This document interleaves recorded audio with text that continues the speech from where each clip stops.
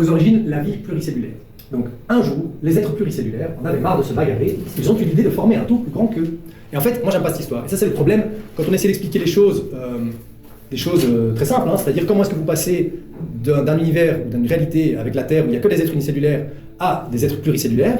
C'est quoi le déclic? C'est quoi? Pourquoi est-ce qu'à un moment donné, les cellules se réveillent et se disent « Ah tiens, et si on formait des êtres pluricellulaires ?» Enfin, voilà, il y avait une explication à ça. Et alors, les scientifiques vont vous dire bah, « C'est le hasard, je sais pas, voilà, ça se met comme ça. » En fait, à travers ma vision du monde, à partir du moment où les êtres unicellulaires se multiplient, et donc multiplient les possibilités qu'il y a d'interaction les uns avec les autres jusqu'à un certain point, ils sont obligés de s'associer.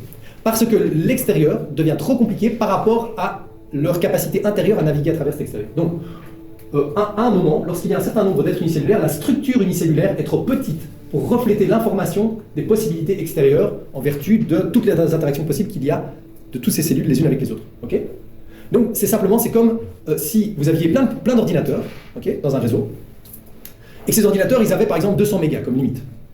Imaginez qu'ils doivent stocker sur leur petit disque dur de 200 mégas les informations de toute la réalité extérieure. Si cette réalité extérieure devient de plus en plus complexe, à un moment donné, leur disque dur il est saturé.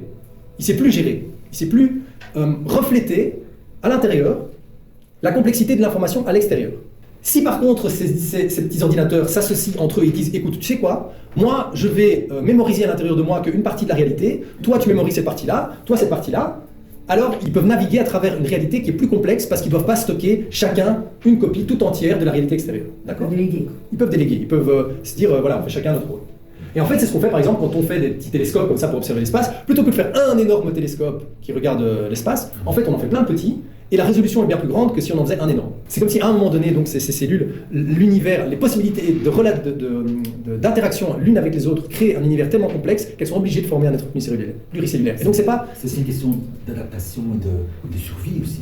Mais là c'est une question d'adaptation et de survie qui est presque mathématique, si vous voulez. C'est-à-dire qu'à un moment donné, parce qu'il y a de plus en plus de cellules et que leurs interactions les unes avec les autres créent une réalité extérieure qui est trop compliquée pour elles, elles sont obligées de s'associer. Obligées. Et donc c'est pas que ça se fait à un endroit où c'est limité parce que l'extérieur n'est que le reflet de leur intérieur. C'est pas une intention. C'est pas une intention, c'est juste c'est impossible autrement. Oui. Voyez, donc mais il faut voir la réalité à travers cette relation d'intérieur-extérieur encore une fois, qui est pas facile toujours à appréhender.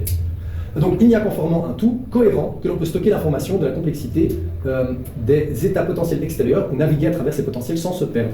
Okay, et donc encore une fois, le filet d'un drap, relation entre l'extérieur et l'intérieur, c'est comme si vous créiez un filet qui est cohérent maintenant. C'est comme si toutes ces petites boules se mettent ensemble comme ça pour refléter une plus grande partie de l'univers pour pouvoir refléter tout ça de façon cohérente.